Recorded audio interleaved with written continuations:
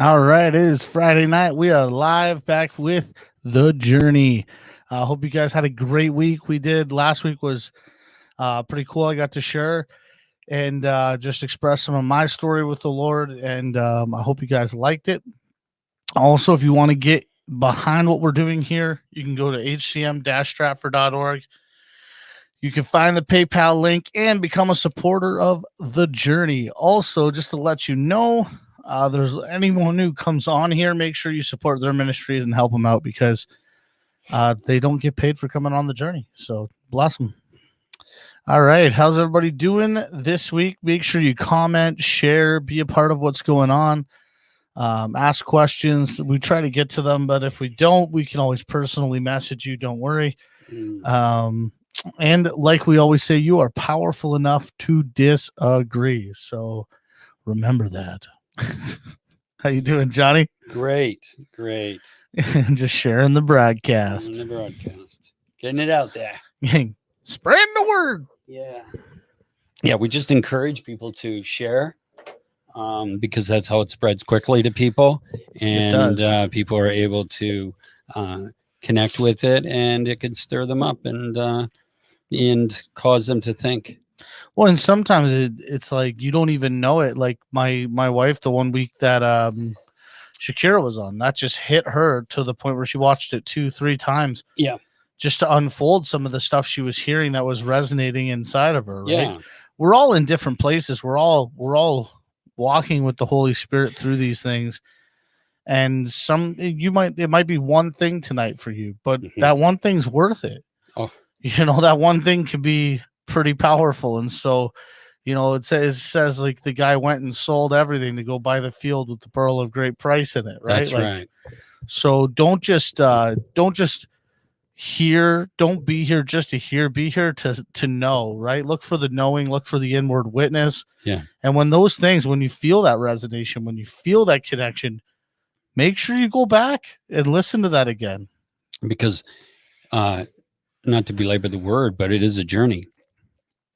Exactly. And it's an unfolding, a progressive light that God wants to bring us and is offering to take us closer and deeper into himself. And who doesn't want that? I mean, that's what we all say all the time. So why would we want to stay stuck in one place? I always thought it'd be funny to do a big conference, have like 20 speakers and call it Jesus is Enough. Yeah. And then just, get up there the first night, be like, is Jesus enough? And everyone's like, yeah. And then just sit down. I seen something really cool happen once where I was at a Rodney Howard conference. Ooh. And this guy was speaking and he was just sharing from the floor. And then he cried out and another guy jumped over the boards and grabbed the mic and he started. And it went on for like 10 guys and the glory just fell, right? Because the community of being in one spirit, and there wasn't competition, but they were pressing into the move of the Spirit, which was going on with Rodney at that time, right? Yeah. It's amazing.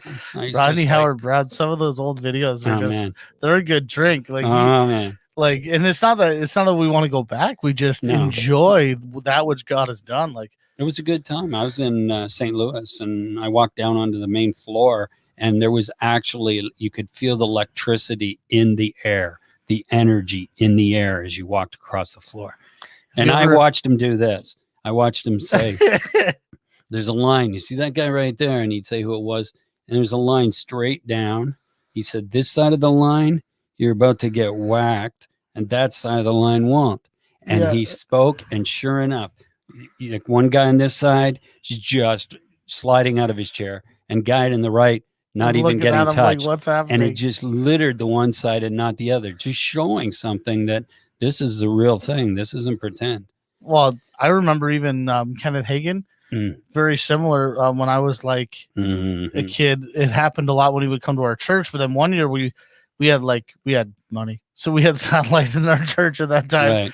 And they did the thing over satellite. And he over satellite called us out and he was like, you get ready. And when he I watched 40, 50 people get thrown to the ground. Yeah. It was nuts. Just craziness. It was definitely an era, right? And a really good one. But God is taking us deeper now to a place where He wants us all to walk in that. But Well, to get he there, wants habitation. He Yeah. wants habitation. He to doesn't get want there. visitation anymore. No, because visitation, it's beautiful, but you can walk away not changed.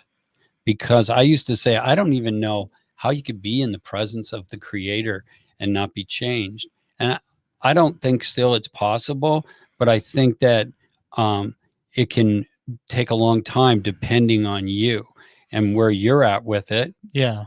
And so you'll see those things, but the fact of the matter is, it's when we come into union or there's a transformation and a renewing of the mind is where we begin to change and become like Christ. Because Christ wants a body Yeah. of believers called a bride to walk within them Yeah. in order to do the works He once did and greater works. But if we're always focused on the outside, then we never understand that the kingdom is on the inside. And this is what I was thinking of today. Mm, And I didn't necessarily want to say it because I don't know where I am with it. mm, But I know that I think to a degree I've been programmed to evaluate something's worth based on its physical manifestation. yes. And so I think that's a programming. Only because Jesus, he shifts gears at one point. Mm-hmm. Like Jesus did the manifestations. Yes. And so that's why I'm saying like I'm on the But look what He said to John. Yeah. He said, John was around all these things, and He Yeah. said to tell John, if he can't believe in me, believe in the works that I do. Yeah. Because you've seen those with your eyes, but there's a greater thing, and that's to believe in me. And I think that's where I'm looking for. Mm-hmm. Except I'm still just like these things will manifest, Corey.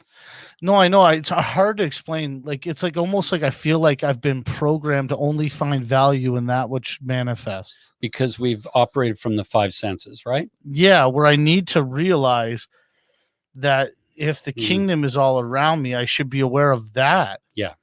Because then when that manifests, all of a sudden now I'm manifesting out of fullness, not out of need. Yes, exactly. So the atmosphere can shift. Yeah. And you can feel yourself moving dimensionally in God and become aware of things.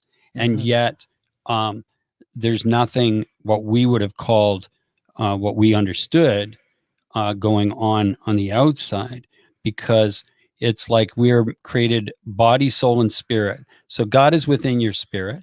Yeah. He comes into your soul first, and that's the manifestation of the experience we have personally. But He's going to come to the outer court into the flesh. But when He does that, that's what we've seen in the past. So when He did that in the past, it was a sovereign move where He did something to reach people. But the problem was, if they only remained there, then they didn't grow up. They could stay immature. Yeah, it's like you're remaining at the foot of the mountain. Yes. And you're remaining there because that's the mountain where God spoke from. And it's like, well, if He spoke from there, climb up the thing. That's right. Go to where He is. And so it's like, I think it's just an internal thing that I'm working out, where it's like I'm operating like Jesus.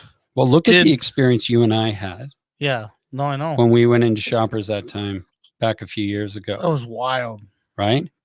But people all around us weren't being thrown to the ground, but yet we were just in another realm, totally whacked. We were so wrecked. I remember you left me alone to go to the washroom, and I was like, no, don't leave me alone.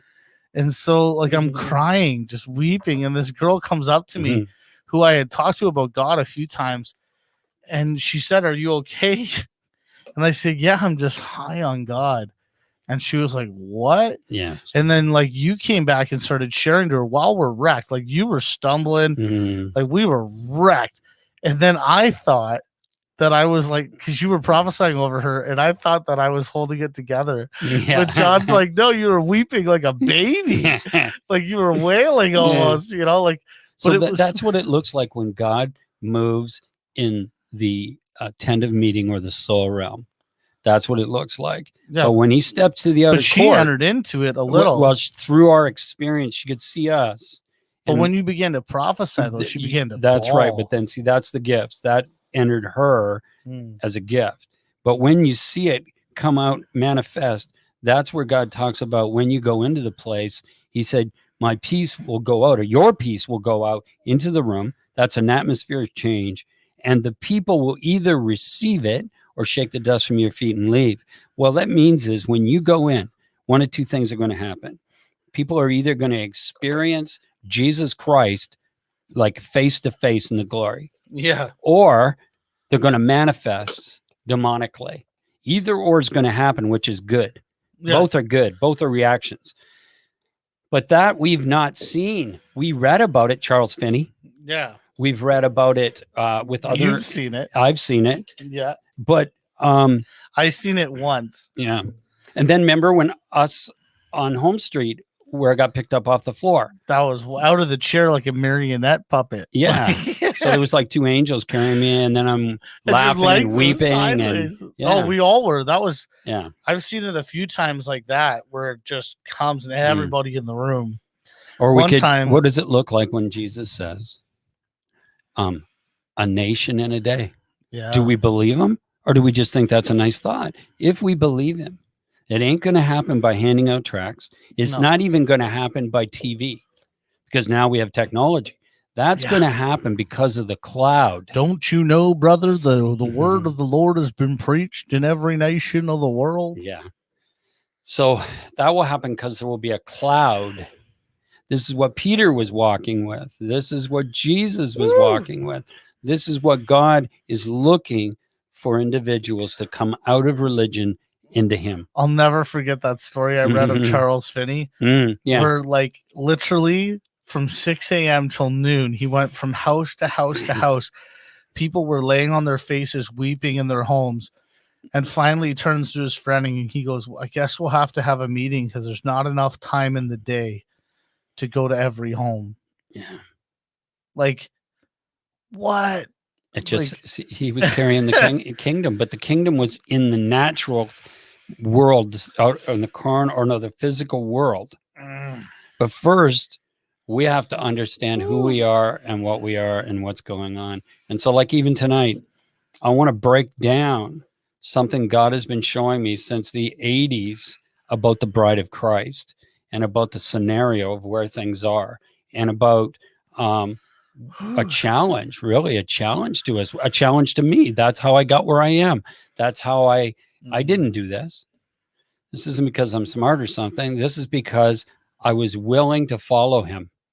That's it.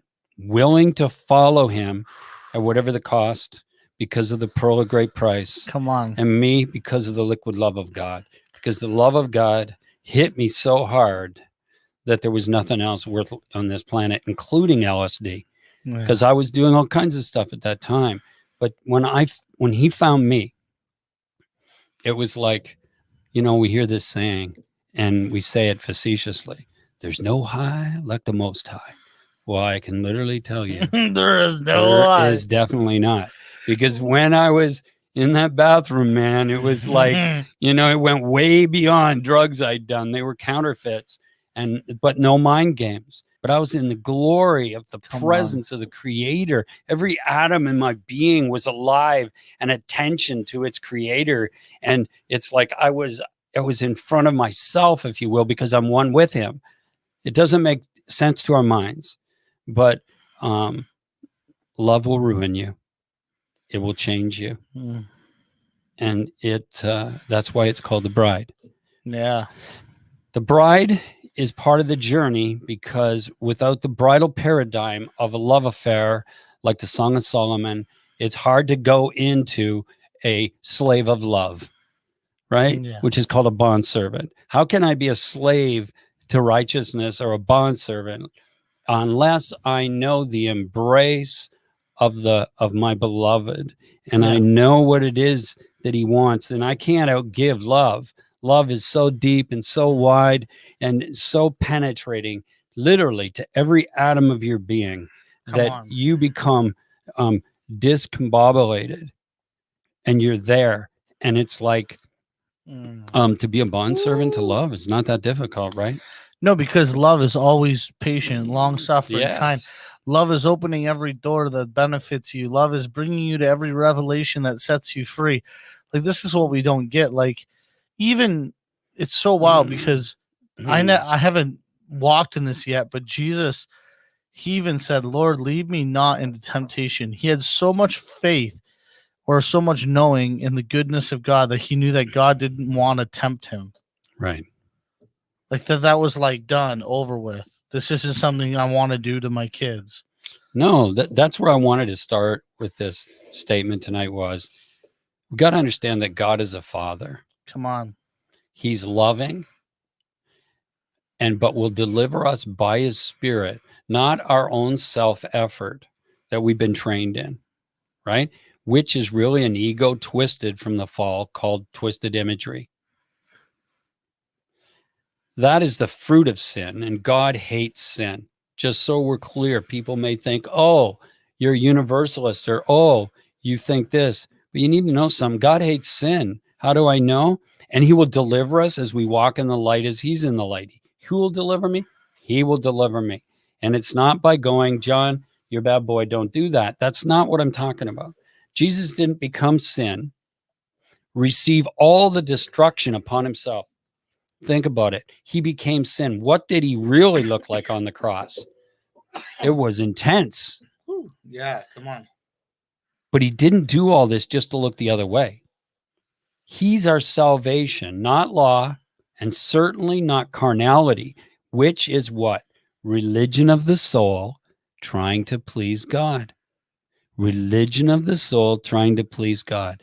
God is a father. When we understand, fathers that have children will understand this. You love your kids. And if something was going to happen to them, you'd be there to defend them. Even if they're wrong, you'd be there to defend them, to care for them, to help them come into the light of what they've done, but you'd be there. And why do we think God is any different than us? He's greater than us. Come on. He loves greater than us. He loves my children way beyond anything I can ever love them because they're his children. He just entrusted me them for a while. We're all the same age, ultimately. Yeah, he's allowing you to be a reflection to them. Yeah, in this journey. But ultimately, he is love. Like I've said, he doesn't do it. It's not an attribute. It's him. When love comes in the room, it's Father. It's crazy to me how many times God references animals when he references his love for us, right? Yes. The sheep, the hummingbird, or the birds, or whatever. You know what I mean?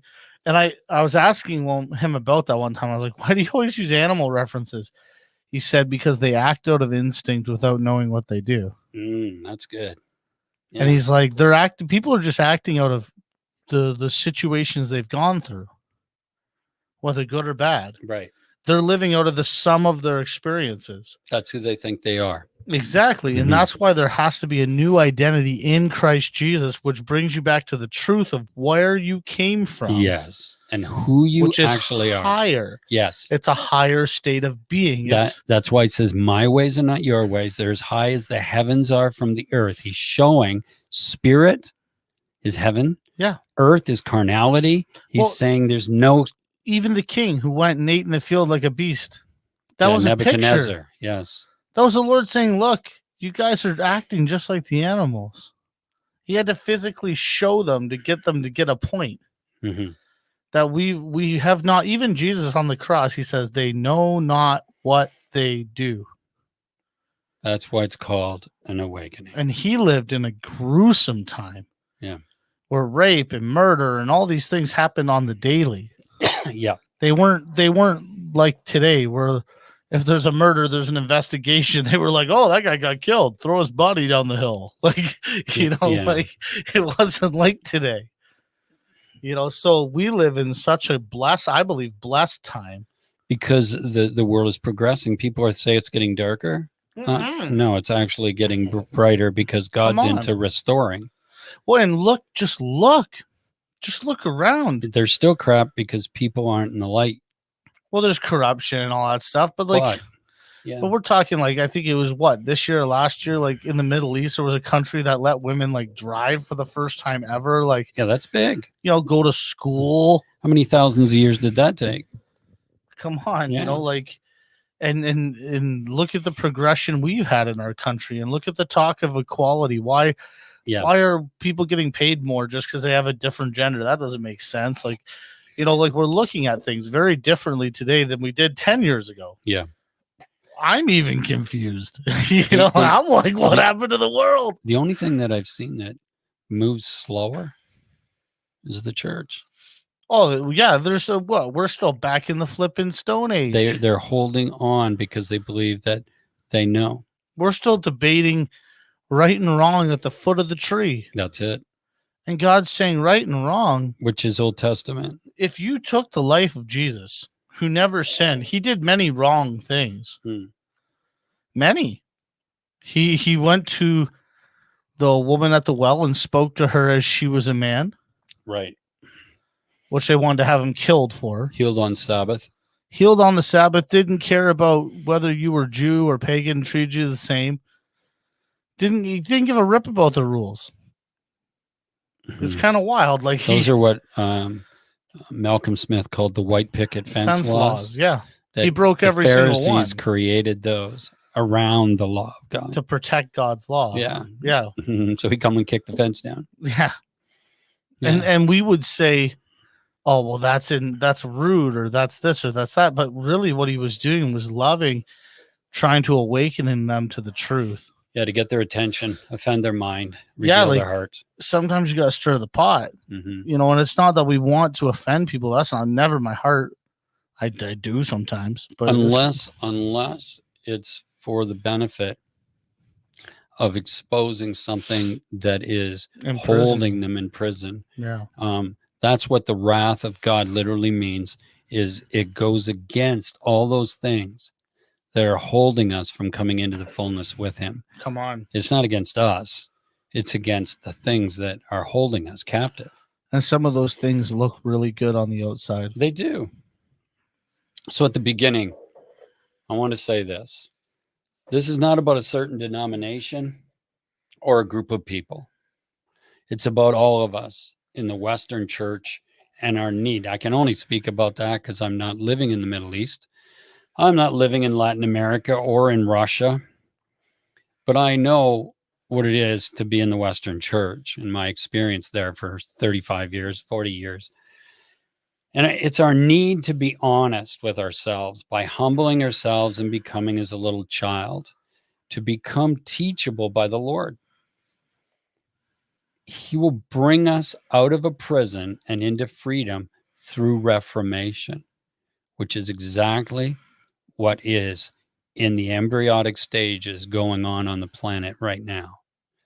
He loves his bride, and we are his own, and he will have his way no matter what theological flag we are trying to defend. He's going to have his way. Most of us have never even understood the history of why we believe what we believe, where it came from. And so that's what Reformation is Jesus told me he was going to deconstruct before he reconstructs. And that to deconstruct is to take those things away that are lies and deceptions and came from paganism and had nothing to do with him. The religious structures that keep me in prison from him. They look good. They sound good. You hum a little tune with them. They're very nice. But the problem is they profit nothing. And so God really challenged me on these things. And we need to see something, because we get our back up and get defensive to try to keep, they used to tell me when I was a little kid, there's two things you never talk about: religion and politics, because either one of those is going to get people feisty. Well, yeah, it does. And God chose to have me speak about one of them all the time. So what can I say? Joshua 5:13 and 14 in the Tree of Life version says this: It came to pass when Joshua was near Jericho that he lifted up his eyes and looked. Beheld, there was a man standing in front of him with a sword drawn in his hand. Joshua approached him and said to him, "Are you for us or our adversaries?" Now, that's kind of where I see the church today, and especially with the COVID and the politics, is they want to know, they want to draw lines and say, "Are you with me or are you against me? Is this right or is this wrong? Because God is for us." Well, I want to tell you something. This angel of the Lord said this: "I'm neither. I'm not for you and I'm not for your adversary." So you want to know what he thinks about all this stuff? He's not for either of you. Why? He says, "Rather, I have now come as a commander of Adonai's army." Then Joshua fell on his face to the ground and worshiped, and he asked him, which is what all of us need to do, "What is my Lord saying to his servant?" What are you saying to me, Father? I'm not bringing my opinion to you. I'm not coming here to say this is what's right because I've sifted through the ashes of carnal thought. And what does it say? Earthly wisdom, which is carnal wisdom, is demonic. It can sound great to us, wise, and a great idea, and God calls it demonic because it does not come from the Spirit of God. So this scripture for me is massive in Joshua, which is basically saying to me, there's my way, and then there's all your confusion. Which do you want? And he spoke to this to me more than once. John, I told you, eat at the tree of life. I didn't ask you to eat at the tree of the knowledge of good and evil anymore. Now that has come to cause divisions with people because people want me to make a decision based on the tree of the knowledge of right and wrong. I will not do this. I'm going to do this. Lord, what are you saying? And if he's not saying anything, I'm to be still. I'm not to do anything. I can't trust my ego that fell, that's twisted imaged in that tree. There's another way, and the way is called the way of the Spirit. And you know what? There's very few people I've seen walking in it. It's new. So you would also say then that you're not allowing yourself to operate on the principles of God, but waiting for the actual command, the voice of God. I mean, there's principles. Thou shalt not kill. Thou shalt, obviously. No, but like we could say, well, God's for this, and so that's why I choose this. That's me just pulling a book. I'm not talking about like the 10 commandments that God put in place to help us live. I'm talking about which everybody follows. Those are pretty basic stuff, eh? And the people who don't have gone through serious things, and we need to have grace and mercy for them. Yeah, but you're right. It's called the problem with Jesus is, now you may not like this, but most people wouldn't like him. Why? Because he says this: love your enemies. Those people that you don't like and that you want to fight, Jesus said, why don't you invite them for dinner? Why don't you love up on them a little bit? They're your brothers. Yeah. You think you can reach them through legalism and trying to convince their minds? That ain't going to work. It's by my Spirit, saith the Lord. One of the episodes, that's not biblically accurate. It's just a TV show. Right. The Chosen, one episode's pretty wild. He has the two disciples go and tend to this field, right? Yeah. So they're plowing and they're doing all this hard labor, but they're like, we're doing this for guys like us. We're going to come behind us and they're going to come here and eat. And we're doing this for Jesus. And like, they have all these things, right? So then they go to this guy's house. And like the Samaritan story? Yeah. So they go to this guy's house and he's one of the guys who robbed and left the guy for dead. And Jesus has gone to his house. And the disciples find out and they're like, why are we here? Yeah, it doesn't fit in the Jewish grid. And Jesus goes, well, you plowed his field. So here they thought they were doing all this work for their own people. Field, right? And it's the bad guy's field. Yeah, yeah. And the man literally, like, he's weeping before Jesus. He's like, why have you done all this for me if you knew who I was? Yeah. And it was so cool because Jesus said, like, because he said, I can't leave my family to follow you, right? And Jesus said, I don't require much from you. He said, but go find out who I am. Go look in the Torah. Go look. Like, that's all he asked of this guy. And the guy's family got blessed. He got healed. Like, the field got plowed. Like, all the things. And yet they're doing it for the bad guy. Yeah. And it's like, that's Jesus. So here's a really good picture of this. It says, while we were yet sinners, Christ died for us. Whoop, whoop. So that means that while we were enemies of God, He died for us. he died for his enemies. He loved his enemies. How much do you love us? He stretched forth his arms and he died.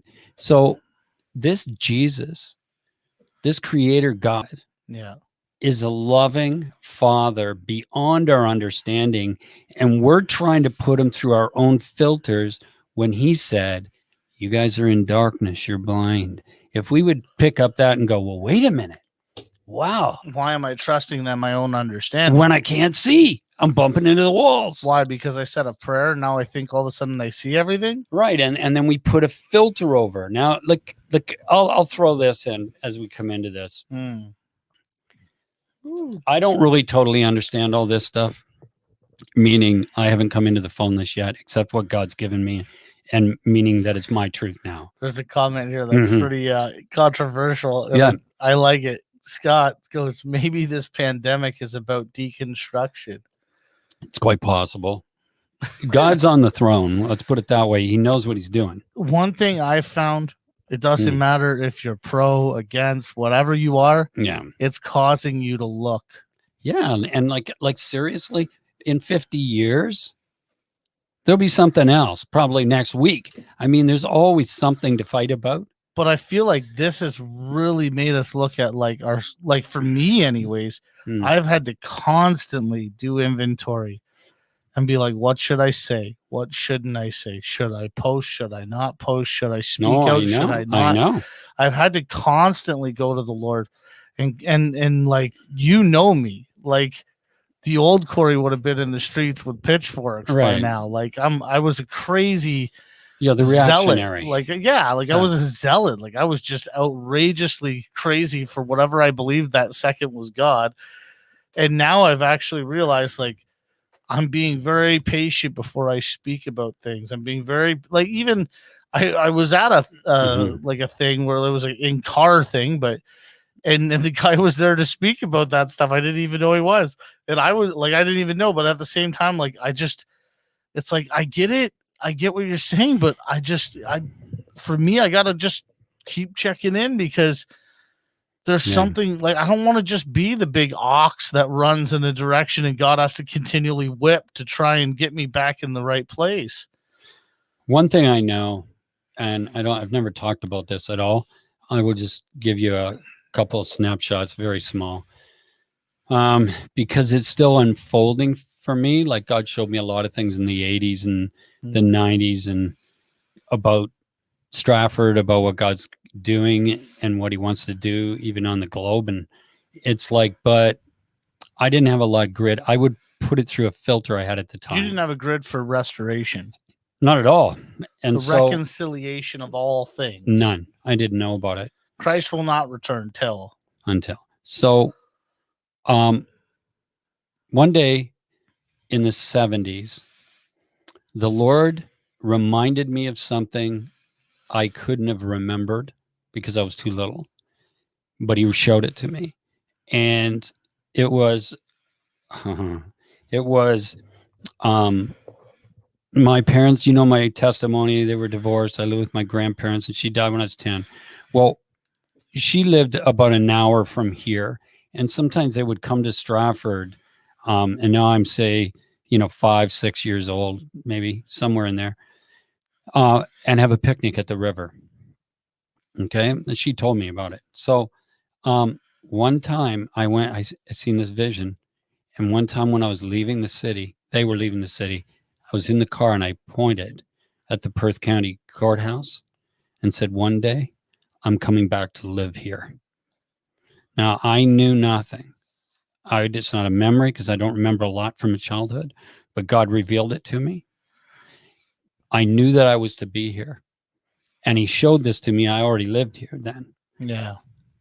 I know in the way this stuff's unfolding, I know that one of my purposes, if not the purpose, is I am a reformer. I am a person to speak about Reformation and what's going on, because that's been given to me. And that's what I'm speaking about, to help others into the ark, because it is an ark. just like the ark that Noah built. The ark is Jesus, and he's calling people into himself in the Reformation. And we've talked lots about this stuff, but I know that's one of the things I'm called to because of the manuals and the things God's shown me. And even when I tried to leave Stratford, there was a period of time when I was stoner and stuff. I always wanted to leave Stratford. I used to call it Ratford, right? And I wanted out. I almost lost it. But the funny thing about it was either I was in a commitment with somebody, or when I wasn't, I didn't have the funds. Either way, wild, I couldn't get out of the city. I wanted to leave more than once. I wanted to leave. I couldn't get out. But why? Because I'm supposed to be here. Yes. Because this is where I'm called to be. And this is the things he showed me about the creative arts. Well, and that whole Haight-Ashbury thing. The Haight-Ashbury, the music. Even just, it was so cool in my own group of people. We had a goal set out, and I got too focused. You know me, I get super focused on the goal. The only thing that matters is getting to the end. And it was so cool because I had a real conversation with one of my bandmates, and they're like, I just want to enjoy this. And I was like, okay, so I can't have an end goal then. Right. Like, that's just me. If you want to enjoy it, fine, great. Well, but don't. I was doing it because I had false expectations put on me from probably myself. Right. Excuse me. And I had to once again do inventory. Why do I feel this way? Why do I do all these things? And it was so powerful because a few weeks later, I think 2 weeks ago when we were on with Shakira, that's when I realized, like, I'm not trying to build a church of unconditional love. I'm becoming a son who is unconditional love, which is the church, right? And that's the whole point of it all. It's I don't need a building. I don't need anything. And like, even as I say it, I can just feel his presence coming all around me. And it's like, why? Because it's his church. This whole thing has been so tainted by the blueprints of man that it only exists inside four walls when we tell people. This has nothing to do with walls. This has to do with people's spirits and their persons and the scrolls that God's written about them. And I'm talking like everybody outside of the church. Everybody. Like, I don't even think Paul went far enough sometimes when he said things, because I'm seeing it's everyone. It's not just me. It's not just me who's wrapped into Christ. It's not just me who was chosen before. You look at his audience. He knew, but he also said, I can't talk to you about certain things. It wasn't because he couldn't. It's because you wouldn't get it. Yeah, and they'd probably kill him. Yeah. And God was like, I need you alive right now. And so I see such a shift coming that if we are willing to house it, if we're willing to be the place for the refugees or the rough rats, if we're willing to be the house of God, the habitation of the Father, we'll see something we've never seen. That's right. But we got to get rid of stinking thinking. Dude, I had a prophetic word. Remember that one where, like, the Lord's telling me, like, build the stage in the center of the city for the sound is going. Like, we have no idea what this thing is going to. I'm telling you right now, it's not going to look like Christian contemporary music, guys. It's not going to look like what we've seen through the filter. It says, except the Lord build the church, those that labor in vain. And I always used to say, the last thing I want to do is smoke up the throne room with haywood and stubble. It has to be only the gold which comes divinely from him. Well, even I remember watching, the Lord brought me to Corey Ashbury's YouTube, and he's doing the song Blackbird. Yeah. And I was like, that's awesome. And I just started to, like, get rocked from this song, because I'm like, and my friend's like, well, why is he doing that? And I'm like, do you not see the lure bringing the fish to the net of reckless love? Yeah. Well, this guy's really good. Oh, what else does he sing? You know what I mean? And I could show you a video of a guy who was newly into the church watching Reckless Love and just sitting there being like, I've never thought of God like this, just like starting to He's cry. not tainted. You know, like he's just like, this is intense. Like, you know. So if we would realize we've been in darkness, Yeah. if we would admit that, if we'd realize we've seen through a mirror dimly, but then face to face, when We're still standing on the shoulders of a 1950s, which it was really wild in that time frame. That whole Puritan thing rose again. We've actually Yes. been eating of the fruit of the Puritan heritage, yes, which is all about conviction of sin, It- not forgiveness of sin. right, There's a big man's need for other men to admit they're wrong isn't true conviction. no, Conviction is what comes and sets you free exactly. It gives you light and tells you what has happened without guilt, without guilt. shame. Yeah. So Reformation, that's really, and you can go back and listen to some of the previous shows we've done. We've shared on Reformation and things the Lord has said. But today I'm going to show you what the Lord showed me within a few decades about the bride, where she is, which was me as well, and what he wants, where he's taking us into the Reformation, right? So I'm going to quote a couple of things I've said before because they're so good and there's so much light in them. On this journey, we'll be traveling far to a place that's nearby. Come on. Once you're there, you'll realize that you've actually been here all along because it's your mind that's going through the journey. Where are you right now? We could go through the science of all this, but the reality is, did you ever leave? Come on. Were you ever separate? It's the mind that fell, right? The mind, will, and emotions, the soul. That's why he came to save the soul, not the body or the spirit, but the soul. Grace is a place where you experience a power because you've met a person. That person is the Lord Jesus, the King of grace and glory. The power is the incomprehensible influence of his redeeming presence in all things. In all things, as you awaken, you will begin to experience Christ in all things at all times. It never stops. The glory covers the earth as the waters cover the sea. It's already here. It's the knowledge, the revelation of it that we will get. It's not coming. It's always been here, right? It's the way you perceive. You're looking through a filter and you're seeing a dead tree. You're seeing everything through death and decay. God is life. He's never been death and decay. He's life. The place of grace is everywhere humble men and women live freely to fully do God's will. That's where we're called, into that state. The pure in heart, it says, will see God. What does that mean? It means no mixture. It doesn't mean what the Puritans taught us. It means no mixture, no leaven. You cannot have religiosity in your heart and see God because he's not religious. We got to strip that away. God's got to remove the mixture from us, deconstruct it so that we can see.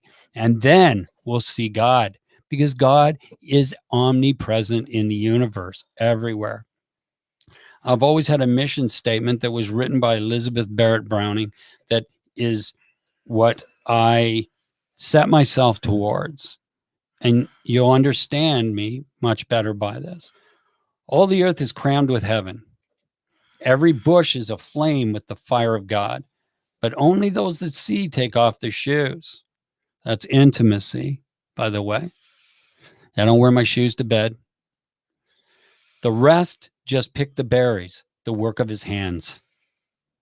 You see it with Moses. Lord, I need to know your ways. Not like the Israelites who just want to see the work of your hands. Is miracles enough? No, I need Jesus. I need to know you, Jesus, intimately. That's what this is all about. The signs will follow, but the fact is, it's about intimacy. Like I said, I think last week or the week before, about how the Lord revealed one time in worship. I looked over and I went into this trance and I seen him, and he was standing there with his robe going, is it something I'm wearing?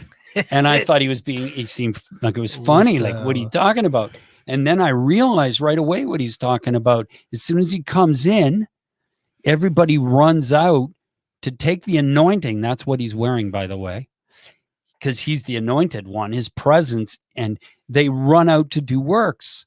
They don't want Jesus. They say they do, but they want the works. They want to go do this and that. I want Jesus. The works will follow. The works are there.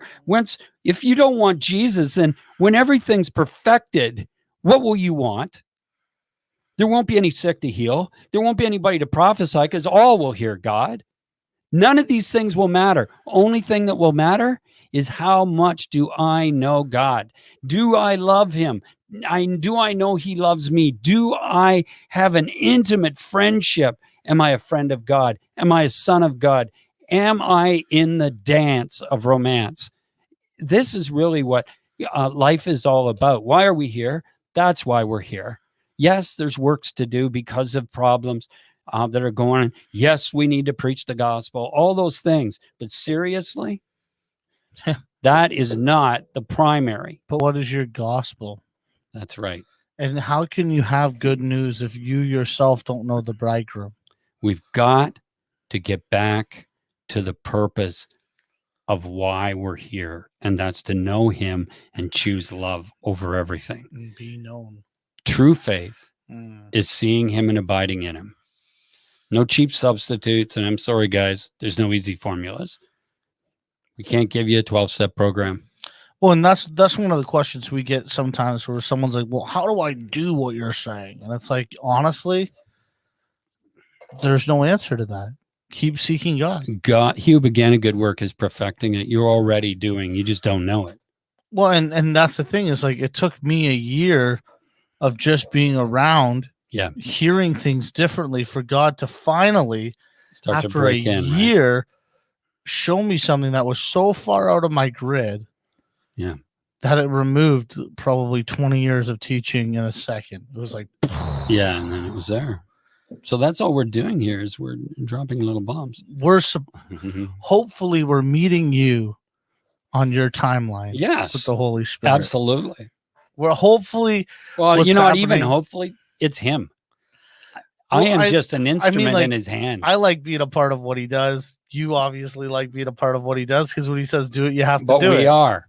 I don't have a choice. Yes, he puts you on like a glove. Like a glove. And then you're a puppet in his hand, right? These manuals I've written are the fruit of an unfolding revelation from the Lord over the course of about 16 years. It came from a question the Lord asked me one day. He asked, how's it working out for you? And I ask you that now. How's Christianity working out for you? I began to take inventory. And I told him, I was honest. No sense lying to God. Seriously, he knows already. You'd be lying to yourself, but not to him. I told him, I believe in your word, God, but it doesn't seem to work.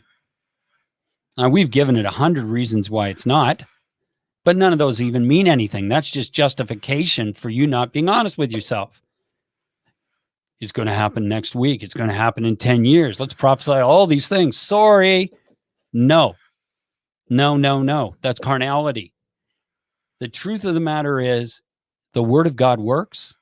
We don't, because we're carnal, because we need to understand and move into this place of spirit.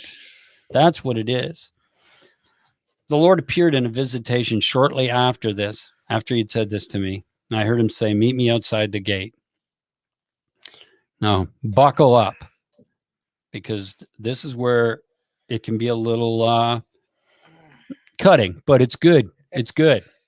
He said, meet me outside the gate. I'm like, God, what is that? And when he's talking about the deconstruction of something's in me that needs to go.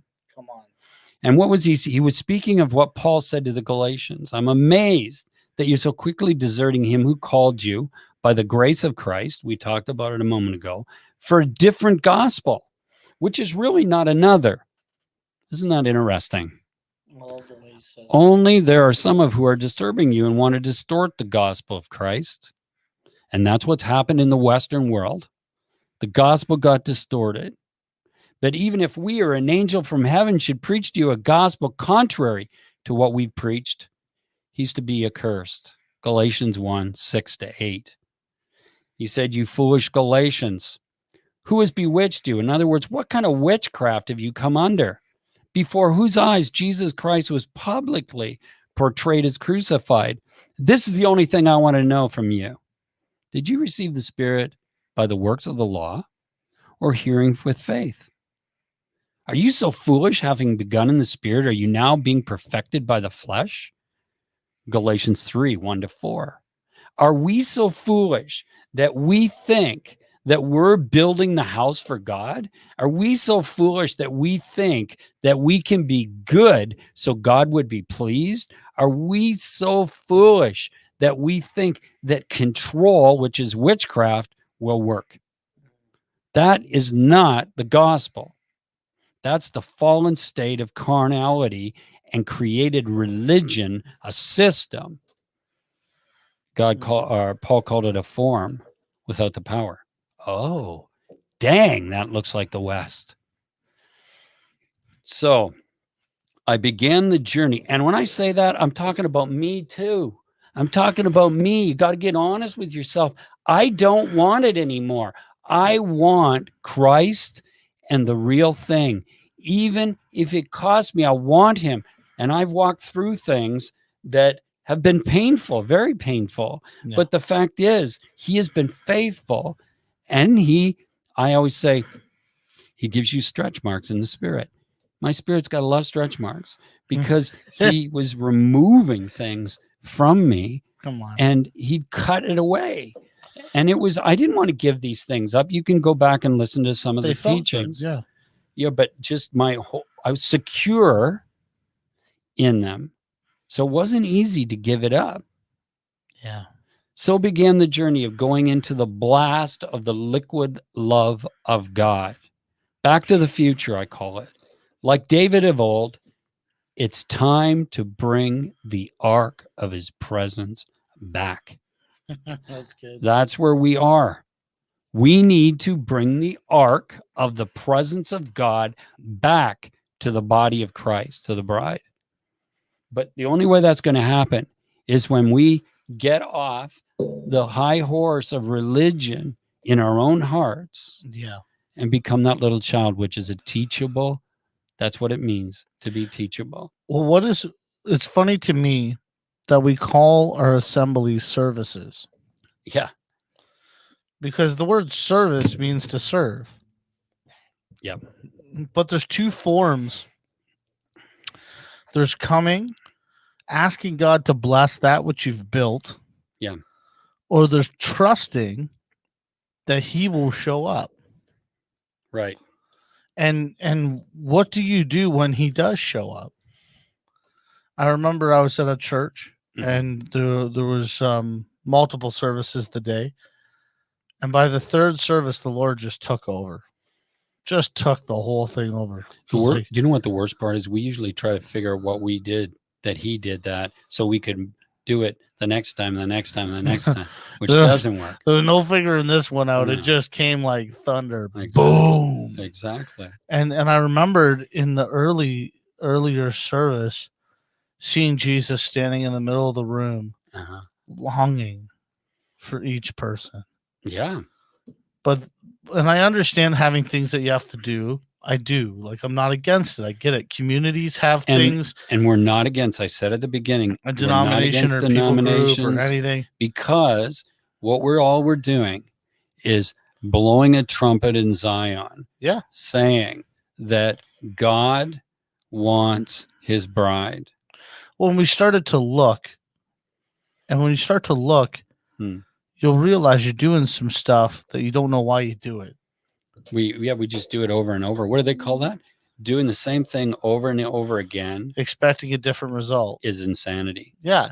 And so I remember the Sunday morning you did it, man. It was wild. I was headed up to the stage and you said, "Where are you going?" Hmm. And I was like, "Well, to get ready to start." And you were like, "It doesn't make a whole lot of sense to start worshiping him before you're aware that he's in the room." Yeah. And everything changed from that moment. And I realized that it wasn't because we had to get him to come before we start. It was because he was already there. We had to become aware. And what was the point of going through 30 minutes of warm up when we could just still ourselves? Because what we just said, that's a system or a structure we built, It's a thinking service. that he's going to jump through the hoops because we did ABC. No, it doesn't work like that. Well, and what if You can do that without God. he doesn't want to do any of the hoops? I know. And what if he just I'll never forget that Sunday, man, where we just hit one note and I fell backwards and you fell. And 45 minutes after we woke up and the note was still ringing because I had the pedal on a loop. And then I looked at you and you looked at me and everybody else was laying on the ground. So we were like, okay, we're good. Yeah, I was a little concerned for a moment. We just went 45 minutes on our backs at the beginning of church. We're supposed to be doing church here. Well, I guess we really were. Well, and it was just so powerful. And I remember the Sunday where Irvin walked to the right of the stage and boom, he got thrown to the floor, and the next person, the next person, the next person. And we just stopped what we were doing and all walked in the same spot because we were like, obviously something's happening. There's an angel standing over there. Yeah, we didn't have a lot of revelation on what was happening per se. No. But we went with it because it was like, become childlike. Shouldn't we be pursuing that which is abnormal to us? Mm-hmm. Like, you know what I mean? Like, it's like, and even those thoughts and those desires that come into our hearts for a moment, they're like a flicker. Shouldn't we run after those things that seem not to be us, but those inspirational things that just touch us? Yeah. Like, I don't know. I'm looking at it from a different point of view because I'm realizing God's looking to build something a little bit different because a church can be shut down. Yeah. We know that now. But the bride can't. But a community of people can never shut that down. And hopefully that's what you found out through the shutdown in your church. Yeah. That you became a closer community, that you reached out more to each other. Yeah. I hope that's what I feel that way. I feel closer to some people now than I did before the whole thing happened. Because we had to meet. Yeah, we had to step outside of our comfort zone and be real with each other. So over the 80s and the 90s, I had 3 dreams. Yeah. And the Lord was revealing to me the bride. I had a filter at the time, but I have a greater understanding now. He showed me her condition, the mindset in which she was being held captive. The Lord gave me what he called later the bridge, which was a link, the revelations from the dreams to the relevance to the bride today. And it's a compilation made of 5 manuals intended to lead those who will to cross the bridge via Reformation. The crossing includes going from objectivity, just looking at something, to subjectivity, actually eating the bread, partaking of. Yeah. Moving on from form to function, and transitioning from a rational Greek information to intimate relational knowing. That's where we're going. So in the first dream was really weird. Susan and I had the same dream the same night that I got married. Now, you'd think she'd be a little concerned, and she was, that she was in the wedding party and seen the ring of the woman I was marrying, and it was bigger than hers. It was the commitment I was making is what this was about. And I was about to step into the ministry, and then God was unveiling the bride to me. So we dreamed the same dream, and it was about me getting married to a woman, and I was going to move into her house. When I was in her house, I went over to her house. She hadn't come home yet, which is a little weird. I went into her house. I was going to be living there now. And I noticed everything was orderly and in place, like a beautiful clothing store. Went into a clothing store and everything's on shelves and it's all neatly there. Well, it was the same there. You'd open a drawer and all of her t-shirts were perfectly in order, her socks, her dresses. It was unbelievable.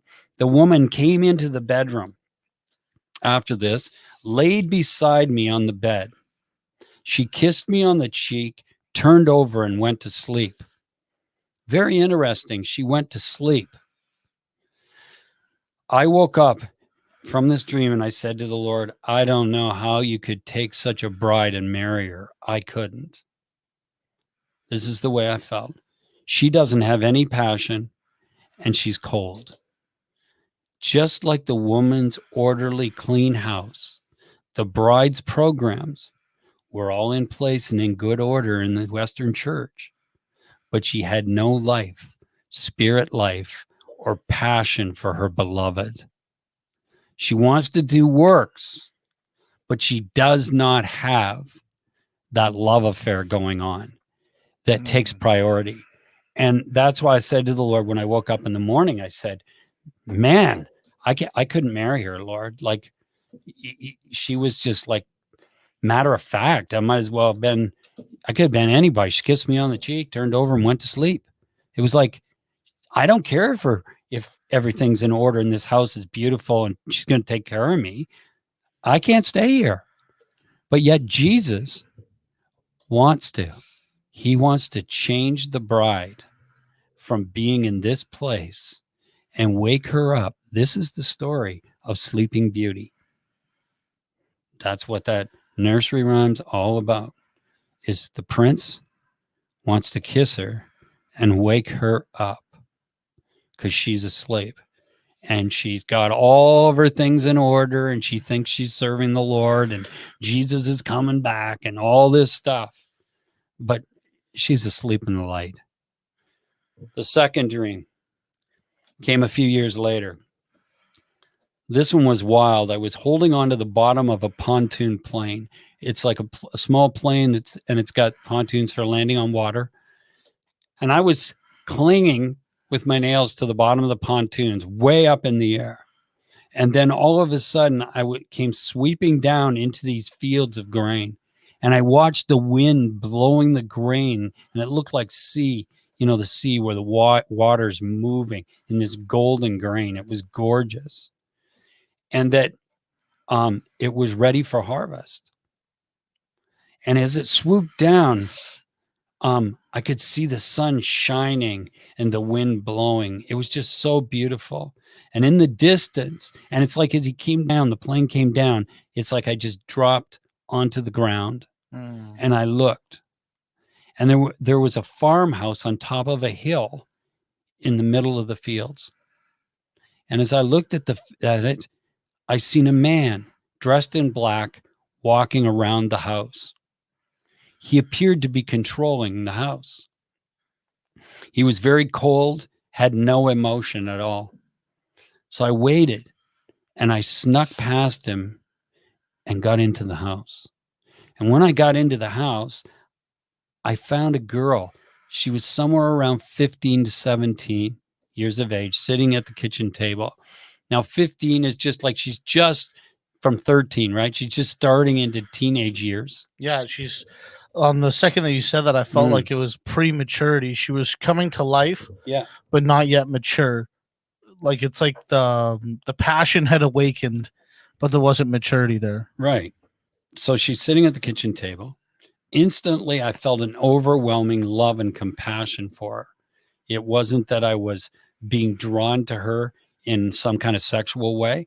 I just felt this incredible love towards her because I believe I was feeling the love of Christ for her, the bride. And so I sat down next to her. It was then that I realized that she was deaf and mute. She had braces on the top of her teeth and a bicycle chain on the bottom row of her teeth.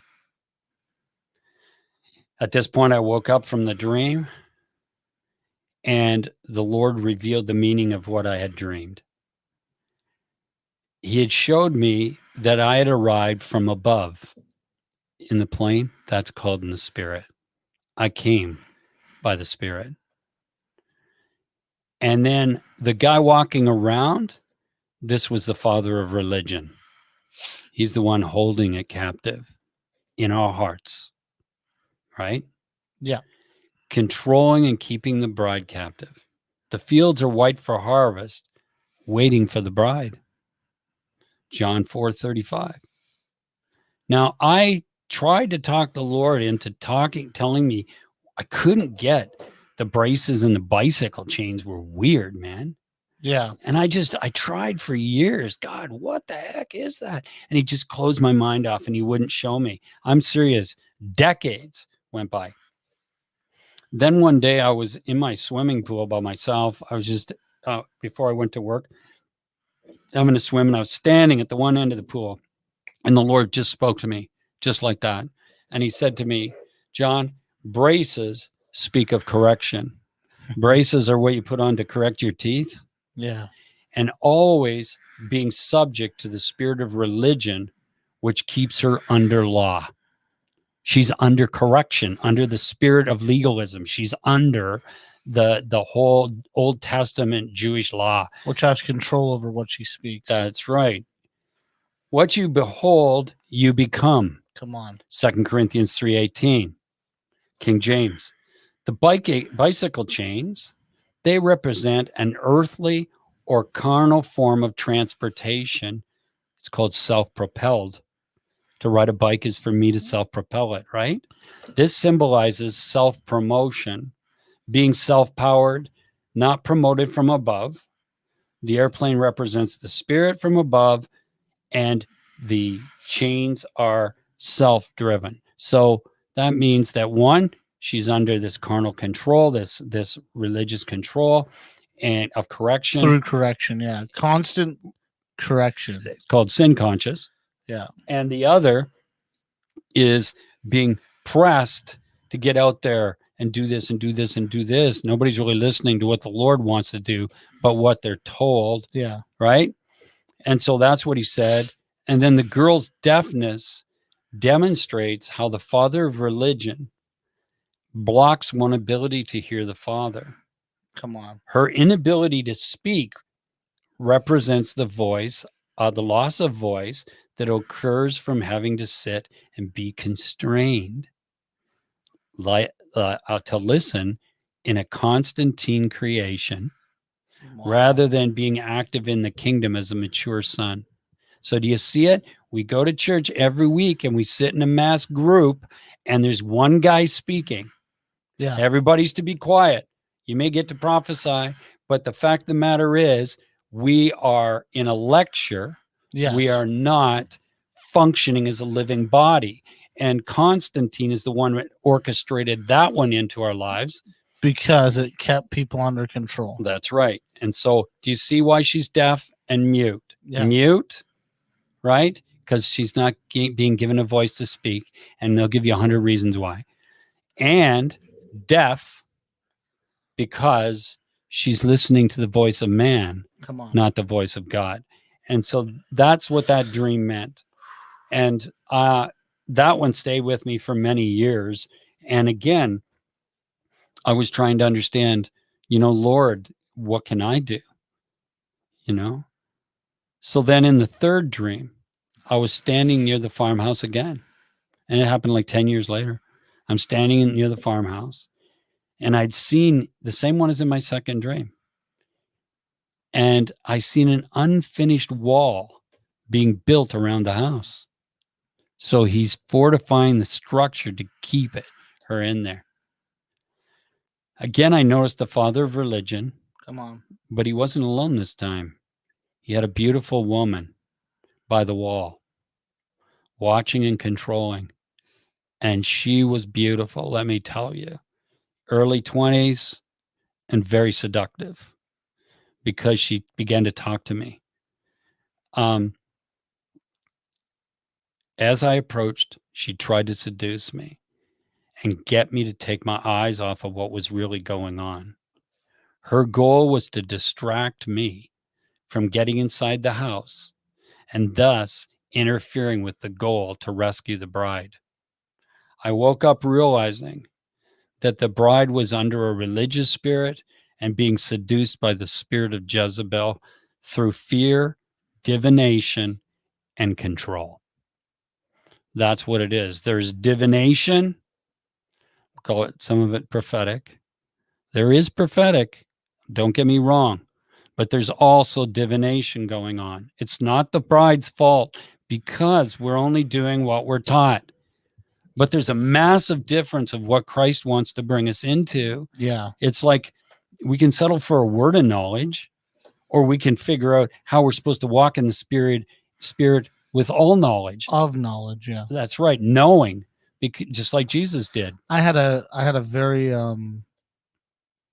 cool interaction with a mentor from the past. And I asked him, I said, this is what I've heard. I want to know what you think. Mm-hmm. And I said, you know, at first we spoke faster than we could think because we were in the desert and we needed to prime the well. Yeah. But once the water flows, shouldn't we only speak what we see and hear? And he said to me, he said, yeah, that's good, you know. And he had preached the other for years. Yeah. But even he was seeing that there was a need of change in the prophetic. It's all it is again, I'm not speaking against things. I'm saying, well, God defines. He brings clarity. And there's a maturity. Yeah. As Paul said, I have to put away childish things. There's a place to grow. Yeah. And then we need to go. Well, and he shows, like, I remember when he started showing me some stuff, I was up in Collingwood at a meeting, mm-hmm. and he showed me, said 90% of what is happening that we call prophetic is actually words of edification. Yes. And he said, and that's wonderful. It's beautiful. He said, but this lady, there was a lady in front of me, and he said, but this lady came for a word instead of waiting for me to give her when I told her I'd tell her. He said, so only give her a word of edification. Yeah. And so I told her, I said, I can't give you a prophetic word, but I could give you a word of edification. And she was like, what is that? And that's where God showed me who she was and what he loved about her. And she got touched. And then all of a sudden, my buddy comes from the bathroom, and the lady's about to walk out the door, and he goes, no, come here. The Lord says, sell your house. Like, you know, it gives her the exact word she's looking for. Because he said to her, I will tell you the answer, but don't go looking to this guy for it. Who am I? Mm-hmm. And I remember when I was watching an old kind of Hagen video, he said it's unbiblical to seek a prophet for direction. Mm-hmm. For the spirit of truth lives and dwells inside of you. Us, yes.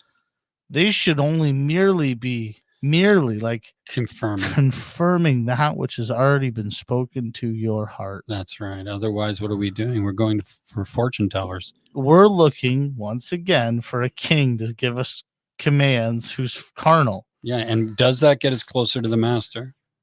No. My question is, if this whole thing wasn't not just, there's a lot going on, but this last 2 years, if it hasn't unveiled how little we see, how little nobody we see, talks about it when it was coming, how little I see, how little Corey sees, God exposed, how little I see, that, like, I'm talking the last 2-3 years, guys. We all know it. Nobody wants to talk about it or admit it. Nobody's doing a podcast about it. So remember, the bride was 15. Not yet mature. So it's okay. There's a period of time to walk through things. Come on. It's like a 1-year-old or 1.5 wearing a diaper is fine. A 15-year-old wearing a diaper, not so fine. But the problem is when the poop's falling out the back end and we're still trying to say it's clean. I know. And it's like, guys, let's just all admit it. None of us seen or heard. If we admit that we are blind, and that God is the light, and he said, walk in the light as I am in the light. And he's talking about the spirit of revelation. Come into me. Mature, grow up. This was such an opportunity to be humbled and brought to another place. But again, we got to be willing to be like a child. Yeah. Or we're not going to see. So if we understand, we're not picking on anybody or any particular gift. They're great prophets in the land. I'm talking about the fact God wants mature sons because he wants a government. Remember, it said he was born and there was no place to lay his head. What is a head? It's government. He's looking for a place to rest government.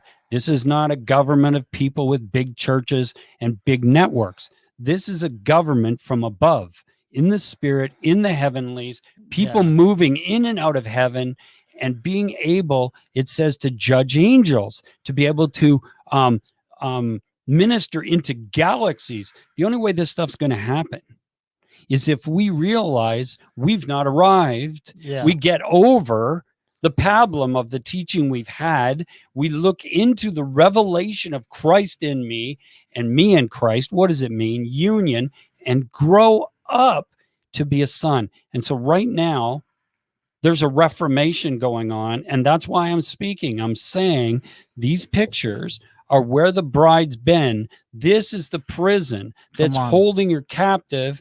And when it says that, it's saying the religious structures need to be deconstructed in me, in you, so that we can be built up as a house for the Lord's habitation. That's what he wants to do. He reminded me of a dream from 1983 where I was speaking on Romans chapter 6 to 8. I didn't know anything. I thought it was Romans Road. I used to use it for evangelism. Anyway, I was at church at the time, and I'm in the glory. In this dream, I'm jumping up and down. I am just blasted, and I'm speaking on Romans 6 to 8. And everybody had their head down looking at the floor. And he said, John, I want you to lift their face and get them to look into my eyes. I thought the dream was, again, about evangelism, but it was actually about the bridge. I could literally feel the vibration about that. Lift your eyes. Yes. There's a vibration. Come up here. That's what I believe the sound is. And you heard it when he said, come outside the gate. Yes. And it's not because the gate's bad. No, I had to come out of the structure that I've been imprisoned in. And it wasn't out of that house. Fault. No. It was just, that's not where you were going to become what he wanted you to become. Right. So now I go out, he deconstructs, he's reconstructing, and I'm here as a voice like John speaking into the wilderness, make straight the way of the Lord who wants to arise in the sons and set government in place. We're living in a day like no tomorrow. Like we are moving, shifting ages. Like I've said, we've come out of. But we just don't have a grid for it. No. When they think it's the end of the world, they're right. The end of an age. Yeah. No, I just not the world. Joke, not even like 2 minutes before we started, someone sent me 2028 is the end of the things. Yeah. And I'm just like, guys, like I love you and I'm for you. But here's the thing. Let's get out of the sandbox. Let's look for a second at God's timepiece, which is his sons. Yeah. And how much do we look like Jesus? Well, I don't see cities changing when I walk into them yet. Christ says, if I be lifted up, I would draw all men. And where was he lifted? Into the spirit. Come on. That's the ascension. That's what he's doing. Right. And this is the thing is, we've had encounters. I've had encounters where I was just dropping breadcrumbs, right? Spending time with someone, dropping breadcrumbs, and all of a sudden I put on this actually worship song. But I warned her before. I said, hey, this is that church thing, but I just want you to check out this song. Right. And all of a sudden, remember, she said, she turned her head back and said, wow, do you feel that? I was like, yeah, I feel that. And I realized, like, this person is already able to feel the love and presence of Jesus. I think that's to every measure. Yeah. To every man a measure of faith. Well, what's faith? It's the ability to believe in an unseen world. Everybody came from God and will return to him. It's just, where are they? This is like, yeah. So keep going. I don't want to interrupt. 83. Sorry. I thought about it was evangelism, but what he was actually telling me about was the bridge. It had to do with lifting his bride's gaze from unworthiness and shame to looking up into his face and seeing his amazing love for her. Come on. That was what he was telling me. Then he gives me these dreams. Then he downloads the manuals over the last 16 years. Well, since really 2011, so 10 years. And the manuals of the bridge. And that's what we're doing here on the journey. But we got to be honest. Yeah. It was 2010, 2009 where you walked it out. Yeah. The first manual, you were speaking it out from the Spirit through prophetic words long before you ever wrote it down. Yeah. Because I remember even exact phrases that you later taught that would come out in the glory. Well, that was the thing. I had prophecies about writing manuals, and I always looked at them and went, that's ridiculous. I don't write manuals. I couldn't even write letters to my sister when I didn't live with her because I'm just no good. I could get on the telephone. That's not me. Yeah. And so then one day the Lord said about writing a manual, and I said, I don't write manuals, right, Lord? I'm telling the Lord that I don't write manuals. And he says to me, what do you think we've been doing for the last 2 years? This is what you're talking about. Yeah. He said, we've been doing the manual. So he said, start writing. And in a week, the first manual was on paper. I remember one Sunday where like you were weeping at the front of the church. Like you could barely stand up. And like you weren't having a fun time in it. Like it was and it wasn't. You were kind of like, this is intense. And intercession. And then the wine would kick in and you were like, cool. But like I remember in that moment realizing that we had gone somewhere that I think I really realized it when we were on Home Street and I saw with my physical eyes that contract. Remember that rolled down the wall? Like it rolled down the wall. Like it was like an 8x8 contract. And at the bottom, there was no signature. Right. And then one of us was like, oh, we'll sign it. And then all of a sudden I got a word where the Lord said, no one can sign this. Yeah. And it was like, no one will take credit for what God has designed from the beginning of the planet. It's God. Like the reconciliation of all things is the unveiling of all creation. It means that they would see him and know him. And when we were on with Shakira, we were talking about seeing Christ in others. That's right. And it's like, that's why the gathering is important, because we'll see Christ in others, but not just the gathering of the saints, the gathering of people. Oh, it's when I can see people in front of me and see Christ in them. It's just them that don't know it yet. It's like years ago, I fought with the spirit of fear when I was young, and of the spirit world, and I wasn't even, aware too much of it yet. And I went into this vision one day when I got up in the morning, and I was standing there, and Satan was standing about 6 or 7 feet away from me, and he was speaking to me, and I seen him, and I was watching, and he was terrified. He was shaking, and the Lord speaking to me at the time, and he said he was speaking like this, the enemy, to my mind. Because when he could speak to my mind, I believed what he was saying, because I was already bound in fear and different things like that father religion controlling. Yeah. And then the Lord said, the reason he's afraid is because he's looking at me, the creator of the universe. Think of that. In you. So he sees Christ in me.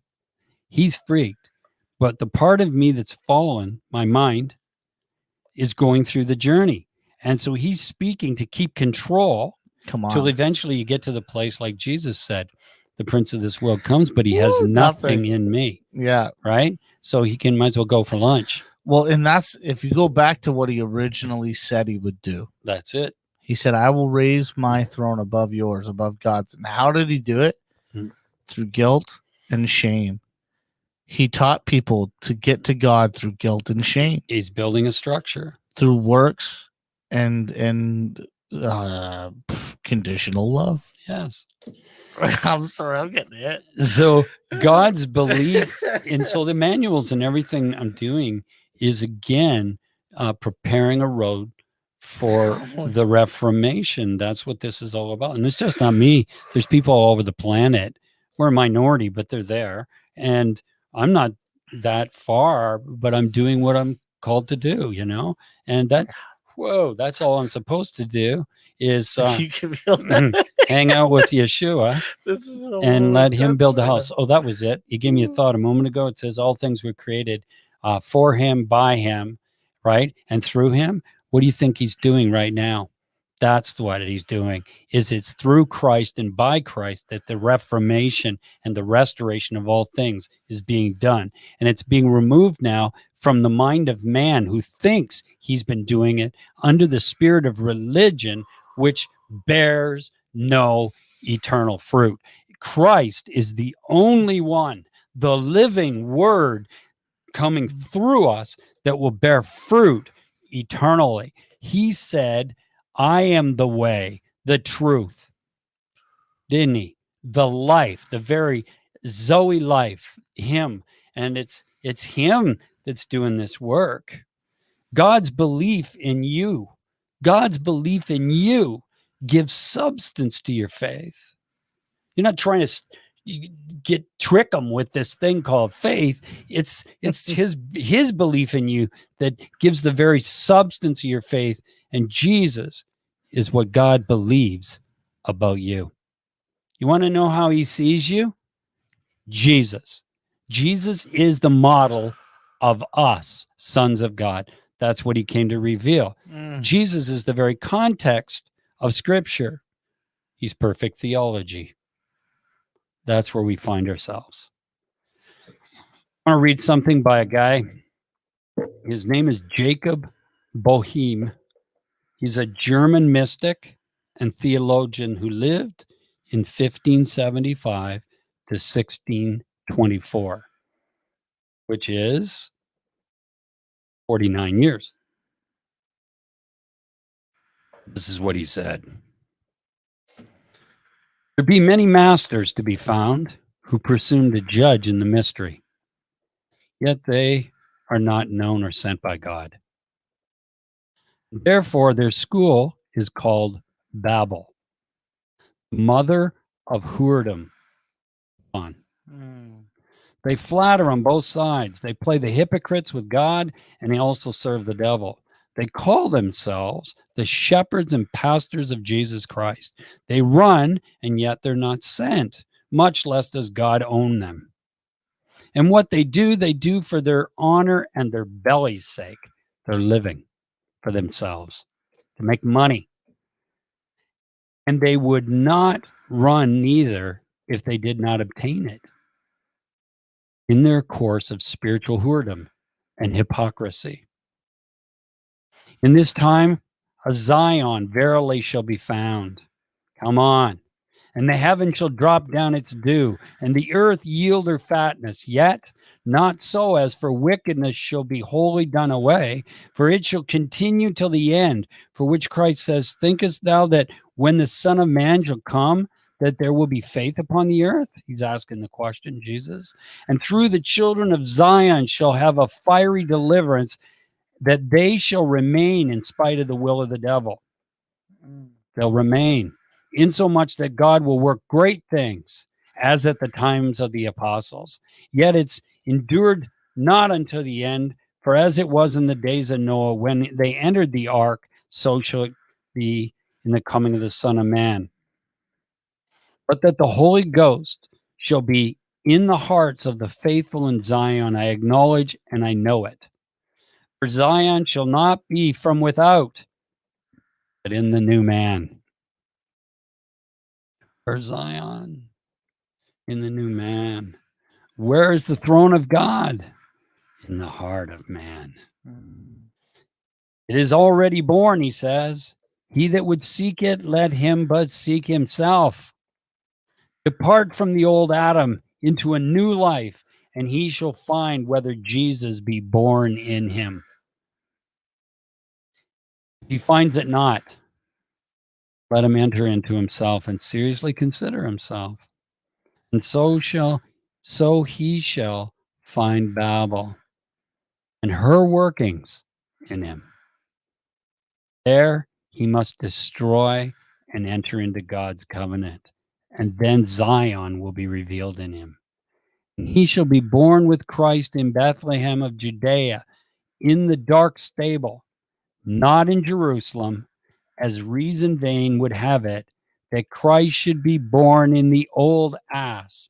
The old ass must become servant and serve the new man in Zion. This is a theologian and a mystic from that many years ago. Think about that. That's 400 and almost 400 years ago now. Wow. So what is God doing? Robert Capone says this. He argues that organized religion too often encourages us to act more like subjects of a police state than fellow citizens of the saints.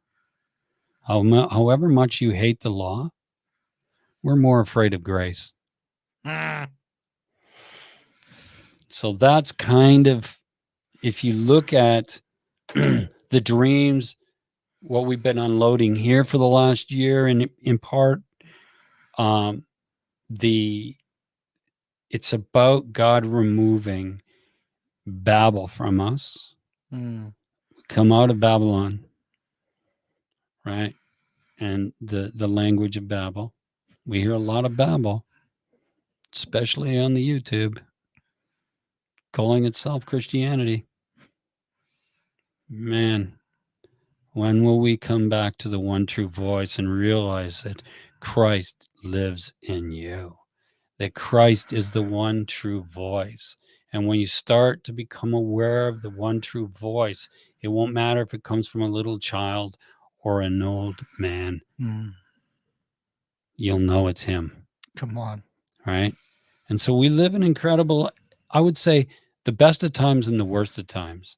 The best of times because even the prophets and the desert fathers wanted to be here today, to live now. But and we're hard. here. But the hard times is the fact that there's this grinding going on between two seasons, just like there was in Rome when Judaism and Christianity was bubbling up out of the ground like this seedling, and Jesus was changing the structure, bringing it to the truth. And then Paul the apostle was running with it. He was the guy that was carrying the gospel. And so, yeah. And by the way, I heard something the other day by Justin Abraham, and I really agree with what he said. He said Paul the apostle was immortal. And we say, oh yeah, but he died. Yeah, he died many times and got right back up and was alive. That's called immortality. He didn't leave until he wanted to leave. Yeah. And I went, wow, man, he was. He left him for dead. Justin says God took him back there to see an event. And he's seen an event where Paul was beaten and left for dead. And he said he was roadkill. I seen him. He was roadkill. He was so beaten so badly. He said it was such a mess, you wouldn't believe it. And he died. And he said all of a sudden, Jesus says, watch this. And all of a sudden the power of God hits him. And he said, literally, he stood up and his whole body shifted and started to change. And he walked right back into the city, walking on his own blood to the city where they did it. Well, they even say that his feet were smashed so many times that he walked over something like 90,000 kilometers with smashed, broken feet or something. Like, so ridiculous. It says that he was a hard man to even look at from the beatings and the things that he took. Like he wasn't the guy running away from it. He was the guy running to it, saying, that which I go to is nothing compared to that which outweighs it in Revelation. The glory. And so if you think about that, it's do wild. you think this is back to what Jesus said to me? John, how's it working out for you? Yeah. What do you think of my word? I think we all need to ask ourselves that. You know, it doesn't work in my world. That's because I'm not in his. And I was pulling out of Babylon now, removing myself from Babel, and I'm allowing the voice of God to lead me into the way everlasting. And he wants to raise up and build his house. That's what he's going to do, and then put his government on it. That's what's happening. And it's a new day. And I'm not special. I'm not special at all. I just know I'm loved. And I know that he loves every single human being on the planet. And he's not interested in creating clubs. And does he love the church? Yes. Does he love the Western church? Absolutely. That's why he wants to smash that door down. And behold, I stand knocking at the door. If anyone hears my voice, let him come and we shall sup together. That's where we are, man. It's good. Let's sup. Yay. It's a good day. And it's what's the word? Hey, I'm a little drunk. It's a little hey. It's sobering to go into the wine. Shakaraba. Yes. Jesus is so good. And I'm not about to rape and pillage his wife. Yeah. It's just to time. get what I'd want. That's right. It's time that we love unconditionally and watch the Creator do some things that hasn't even entered our mind. Come on. Way beyond what we call the greatest thing we could believe for is revival. Well, he says, let's just take nations in a day. He says, I actually love Muslims. They're not the Antichrist. Let's get this crap out of our heads and let's begin to see what God the Father, Abba Daddy, wants to do in the human race. Yeah, come on. To remove division, bring unity, bring love, bring heaven to earth, into our minds, and wake us up. It's beautiful, man. All righty. How did we do? Oh, we're early.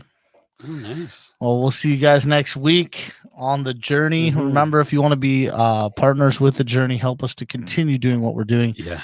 Go to our website. You can get there Shaba. by just going to www.hcm-stratford.org. There's a PayPal button you can give and help us continue to do what we do. And we love you. And you should drink that wine. The presence of God is in you. Come on. It doesn't come from me. It's in you. All we're doing is unzipping. Yeah, man.